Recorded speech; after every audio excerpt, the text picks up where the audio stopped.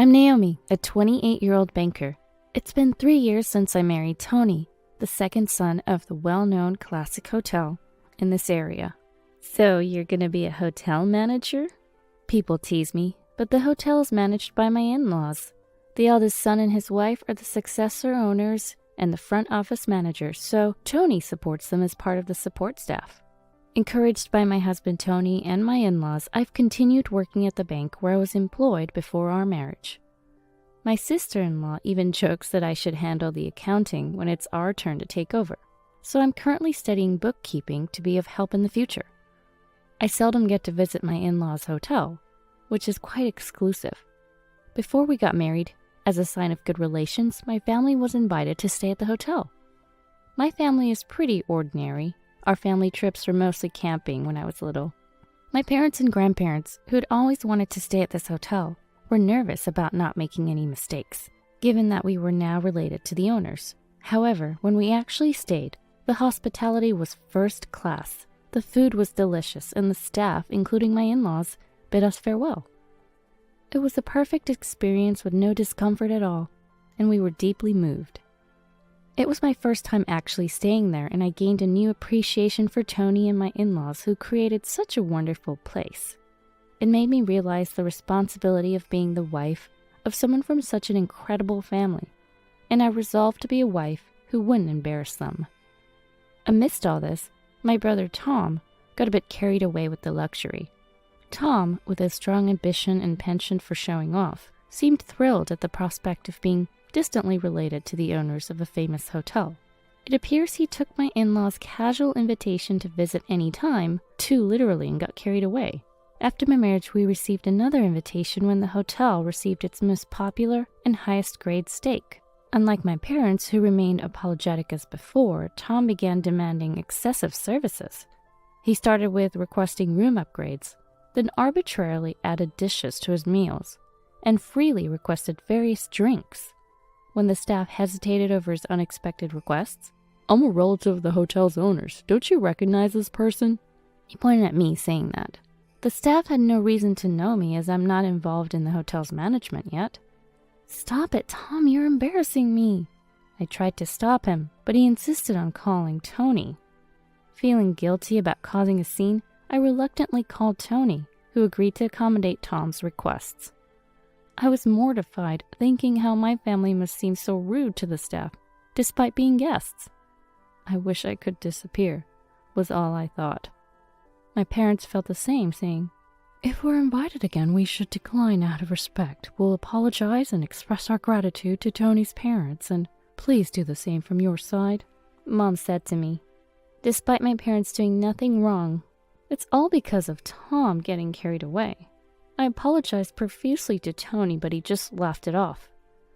My in-laws also told me not to worry about it, and were actually saddened to hear that my parents now felt hesitant to stay at the hotel. Such generous in-laws. However, Tom, emboldened by having his unreasonable requests fulfilled, became even more presumptuous. A year after my marriage, Tom got married and demanded hotel stay vouchers as wedding gifts. I refused these requests, but then he and his wife began showing up unannounced for stays every long weekend. Tom would drive up to the grand entrance in a compact car, drop Tony's name claiming to be a relative, and leave his car there. This was in stark contrast to other guests who, even with luxury cars, would park in the parking lot and walk to the entrance. Despite many instances of being fully booked during long weekends, "I'm family, how can I not get a room? Is this hotel so poor that it can't accommodate important guests?" Tony and my in-laws would step in, finding him a room or an alternative. Furthermore, Tom insisted on having the spa reserved exclusively for him and his wife, arguing that they wanted to use it together. This was granted, even though it was during a time with fewer guests, just for his convenience. This led to complaints from other guests, leaving Tony scrambling to handle the situation. Tom would shamelessly enjoy meals, summon the chef to demand off-menu items with expensive ingredients, and get rowdy while drunk, ruining the tranquil atmosphere of the luxury hotel. Yet I'm so grateful to Tony and my in-laws for dealing with Tom's antics every time. I often find out about his visits after the fact and in a panic called Tom, but he just brushes me off, saying, "Don't sweat the small stuff. It's great that my sister married into such a good family." Such ridiculous demands were made, and he wouldn't listen to reason. Tom and his wife's stay during the busy holiday period was quite noticeable due to their crude behavior. Despite the cold stares from others, they didn't tone down their actions, leading to negative feedback in surveys and website reviews. Particularly on the website, one bad review seemed to lead to more, which adversely affected the hotel's rating. Longtime regular customers started looking at us skeptically, wondering if we were favoring family, and began distancing themselves. Seeing Tony and my father-in-law William struggling with the situation made me feel guilty for not being able to stop Tom. When he calls asking for a reservation, it's easy to say no, but when they show up unannounced, we're stuck. During another holiday, Tom and his wife came again. Despite the lower ratings, it's still a well-known hotel. During the holidays, it was as busy as ever, fully booked. On that day, with no vacancies available, we had no choice but to offer Tom and his wife one of the old rooms that we don't usually use. Unsatisfied, Tom shockingly wrote a review on the website, complaining that despite being a regular, he was made to stay in an old, dark, and dirty room that was not usually in use. "Came here looking forward to a relaxing stay, but the room was dusty and the worst. The service was bad. The food wasn't good either. It's all appearances. A hotel grown arrogant due to its long-standing prestige not valuing its customers." He wrote all these complaints in a scathing review. I was shaking with anger. They had the audacity to show up without a reservation, didn't pay anything, and still had the nerve to complain like this. It was clear from the content of the review that Tom was the author, but we had no concrete evidence to prove it. However, on the night the review was posted, I received a message from Tom saying, "Look at that bad review. Haha, so stupid, haha." Faced with the necessity to address this review, William reluctantly replied with an apology, promising to make their next visit exceptional. I was so embarrassed by my brother's behavior that I didn't even want to acknowledge him as my sibling. Let's write a post saying that this person is Tom, the hotel owner's son, and his wife, who arrived without a reservation and didn't pay a cent, staying in a usually unoccupied room. We can get the internet users to criticize him for us. I suggested to Tony and my in-laws. "We can't do that. It might lead to you being attacked." My father-in-law objected. Seizing on the concern that bad rumors in the hospitality industry could be damaging, Tom took advantage of the situation. He contacted William. "I'll be bringing a very important guest next time, so make sure we're treated grandly." Tom said, "You know what might happen if there are any mishaps, right?" This was accompanied by a threatening tone. It was as if he thought he was a king. When did Tom become such a despicable person? Staying at a hotel beyond his status was the beginning of it all. I regret ever bringing him along, thinking it was just a life experience. Understandably, this time, Tony and William were furious. Employee dissatisfaction was reaching a breaking point, and they couldn't deal with Tom anymore. My parents and I apologized for all the trouble caused so far, and assured that he wouldn't be a nuisance anymore. We told them to do whatever necessary if we couldn't stop Tom. My parents and I reached out to Tom. When we pressed him about his actions, "I just came because you said I could come anytime. Why are you mad when offering family service is normal?" He refused to listen to our concerns. Even my mother-in-law and sister-in-law's relatives stay at regular rates. Tom's obliviousness to his wrongdoing was exasperating.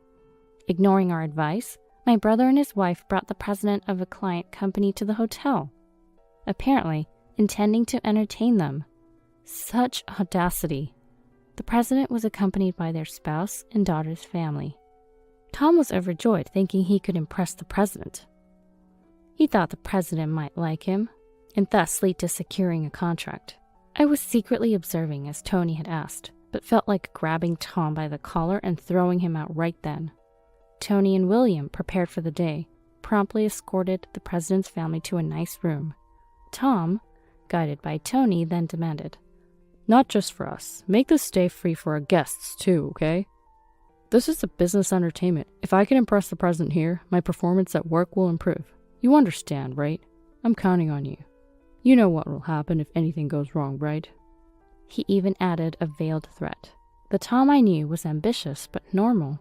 When did he become someone who resorts to threats? I even thought of getting the police involved, but Tony and William reassured. Naomi, it's not your fault. Don't worry, just act normally. So, relying on his assurance, we decided to observe how things would unfold. Then came dinner time. Tom acted as if it was his own hotel. Our cuisine is exceptional. You're in for a treat. Smoothly escorting the president's family, my brother and his wife seemed quite in their element. The more I saw, the angrier I got. I wanted to knock some sense into him right there. The first thing served to the group, upon being seated, was an aperitif. The glasses were beautiful, but the contents were just cheap liquor. They were toasting and enjoying themselves, but Tom seemed oblivious to the difference in taste. Meanwhile, the president's family, though puzzled, continued to chat amiably. Then the food arrived, and Tom and his wife panicked. Their table was laden with fast food, instant ramen, snack foods, bottled Coke, and canned beer. The CEO's family was stunned, looking over the table in surprise. Tom was furious. Is this an insult? Call the owner right now, he demanded, summoning William. William and Tony arrived, calm as ever. Yes, how could we help you? William asked. Well, it was pretty much the expected turn of events, wasn't it? What's this food? Are you joking? He raised his voice, drawing attention from everyone around. I'm not joking around here. What is this? It's like fast food. Bring out the real dishes. I apologize, but this is the meal provided for guests who stay without a reservation and for free. Without a reservation and payment, we are unable to prepare other dishes, he explained. What? Caught off guard by being called out for freeloading in front of the president he was entertaining, Tom stumbled over his words and glanced sideways at the president's family. The president, as well as his wife and daughter, were looking at Tom with cold, disapproving eyes. Then William delivered the final blow. Turning to the CEO, he explained, I don't know what this gentleman told you to invite you here, but he frequently stays without paying, using his distant relation. That would be tolerable, but he's also been posting harmful reviews on our website, affecting our business. Since he's staying for free today, we regret that this is the only meal we can offer. William then smiled, trying to salvage the situation. Revealing everything to the CEO, Tom turned pale. The CEO looked at Tom and said, Is what I just heard true? The client's CEO asked Tom. No, free stay, I never meant for something like that. Caught off guard by this unexpected turn of events, Tom seemed panicked, unable to come up with a good excuse. I've lost my appetite for dinner. I'll be leaving now, and I'll need to reconsider our future business dealings. He then stood up, ignored Tom's pleas to wait, and left the dining area with William. Wait, please, President, it's not what it looks like. Ignoring Tom's attempts to hold him back. The only ones left behind were my brother and his wife. They were completely dejected, slumping down in defeat, drawing scornful glances from other guests. They stayed without paying? I can't believe it.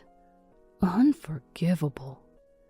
Maybe they're the ones who wrote that bad review on the website. And so on. The situation was becoming noisy. Unable to let the guests dine peacefully, Tony and the staff escorted Tom and his wife out. You ruined my business entertainment. What will I do if the deal falls through? And Tom protested loudly. Tony warned, If you continue to make a scene, we'll call the police. That quieted them down. To apologize to our guests for the inconvenience, I asked the chef to prepare a complimentary dish for each guest. It was unfortunate that they had to experience this unpleasantness during their otherwise lovely trip. In the end, the angry corporate president packed up and left, and upon hearing this, Tom also left the hotel. They couldn't do anything since they were threatened with police involvement. A few days later, the client's CEO visited Tom's company. Tom turned pale upon seeing the client's CEO at his office. The other day, I wanted to discuss something with you, said the corporate president, to which Tom responded by pleading, Please forgive me, I'm terribly sorry. What exactly are you sorry for? I intended to entertain, but it all turned into a mess. Damn it, I told him to treat us right. You're missing the point, don't you realize? You're fundamentally mistaken. Oh, what? You took advantage of your sister becoming the hotel owner's son's wife and used the hotel like it was your hotel. Just because you're a distant relative, that doesn't mean you can stay at that nice hotel for free and do whatever you like. That cannot be forgiven. And plus, inviting me there and trying to entertain me there. The owner told me that you even threatened them to treat us nicely. I can't trust a company with such employees. I came today to cancel all our future contracts. Tom's superiors, hearing this, were in a state of shock. Wait, please, is this true? They asked. Every word is true. I've been acquainted with the hotel owner for a long time. He confided in me about a troublesome relative who was taking advantage of his family's hotel. I didn't know it was one of your employees until I was invited for this entertainment. I witnessed everything at the hotel and it was appalling. We're very sorry. We will remove him from his current role. Please reconsider the business relationship. Unbeknownst to them, the CEO had been observing Tom's behavior at the hotel with me, seeing how he threatened Tony and everything else. Of course, they were fully aware of all the previous actions, as William had been consulting with them. It's natural that they would reconsider the business relationship given the circumstances. Tom was removed from his sales role and reassigned to a less critical support position within the company, and he barely had any job to do. The rumor that he was staying at the hotel without paying quickly spread within his company, making his work environment uncomfortable. My parents and I decided to cut ties with Tom. My parents made him vow to never approach the hotel again, including our family home, and wrote a pledge to that effect. We asked Tony to bill Tom for all his unpaid stays, which amounted to a substantial sum. Tom begged for a payment plan, clearly overwhelmed. Meanwhile, the hotel benefited from the CEO's support. He's quite famous and praised our hotel in an interview, calling it a wonderful place. His endorsement, along with his assurance to his contacts that the negative reviews online were not to be believed, brought many new distinguished guests to the hotel. The gap between the online reviews and the actual experience at our hotel became a topic of discussion, with Tom's negative reviews ironically attracting more guests. The hotel is always fully booked, especially on weekends. Lately, I've been helping out with accounting and as a front office manager. It's all new to me, but I find it fulfilling to contribute to our guests' wonderful experiences.